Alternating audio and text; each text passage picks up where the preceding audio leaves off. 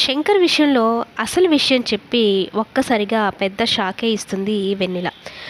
శంకర్‌తో పెళ్లి ఎందుకు ఒప్పుకుందో, పెళ్లి తర్వాత ఏం చేయబోతుందో ఒక్కసారిగా వెన్నెల మాటలు విన్న తర్వాత వాళ్ళు గుండె పగిలే షాక్‌లోకి వెళ్ళిపోతారు. ఇదేంటి వెన్నెల ఇలా మాట్లాడుతుంది? చక్కగా పెళ్లి చేసుకున్నారు. ఇద్దరు చిలక గోరింకల్లాగా ఇంట్లో తిరుగుతూ ఉంటారు, కలకల్లాడుతూ ఉంటారు అనుకుంటే, వెన్నెల ఇలాంటి షాక్ ఇచ్చిందేంటి అన్నట్టుగా. వరలక్ష్మి మాటలకు కేవలం వరలక్ష్మి గురించే మీ మేనత్త కొడుకు పాము నీడలో, పడగలో ఉన్నాడు. తనను కాపాడుకోవాల్సిన బాధ్యత మన మీద ఉంది. ముఖ్యంగా నీ మీదనే ఉంది అని చెప్పని పెళ్ళికి ఒప్పించి శంకర్‌ని మామూలు మనిషిని చేసి ఆ నాగమ్మ నుంచి దూరం చేయాలని చెప్పి వరలక్ష్మి పంపిస్తుంది.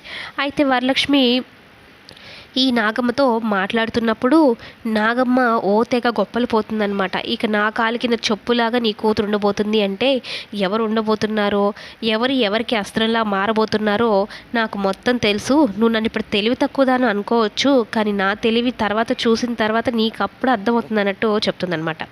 అయితే పెళ్ళైపోతుంది. శంకర్ కూడా నాగమ్మకి ఇచ్చిన మాట ప్రకారం వెన్నెల్ని పెళ్లి చేసుకుంటాడు. రజనీకి సంతోషించే లోపే వెన్నెల అలాంటి మాటలు మాట్లాడుతుందనమాట. కేవలం నాగమ్మ నుంచి దూరం చేసేసి శంకర్లో మార్పు వచ్చిన తర్వాత నేను విడాకులు తీసుకొని వెళ్ళిపోతానని చెప్పగానే వీళ్ళందరూ షాక్ అవుతారు. మామూలుగా అయితే ఏంటి, శంకర్ని మార్చే ఈ క్రమంలోనే వెన్నెలకి తనకు తెలియకుండానే వెన్నెల శంకర్తో ప్రేమలో పడిపోతుంది. శంకర్ కూడా అదే పరిస్థితి అనమాట.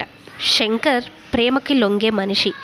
నాగమ్మ ఆ ప్రేమను చూపించే తన మీద ఎదురు తిరగకుండా తనని తన గుప్పెట్లో పెట్టుకుని ఒక అస్త్రంలాగా మార్చుకుంది. సేమ్ టు సేమ్ వెన్నెల కూడా అలాంటి ప్రేమనే శంకర్కి చూపించి నాగమ్మకే తిరుగులేని అస్త్రంగా మార్చబోతుంది. మరి ఈ క్రమంలో వీళ్ళిద్దరు ప్రేమలో పడతారా లేదా, ఒకరిని విడిచి ఒకరు ఉండగలలేని స్థితికి వెళ్తారా లేదా అనేది కమింగ్ ఎపిసోడ్స్లో చూద్దాం.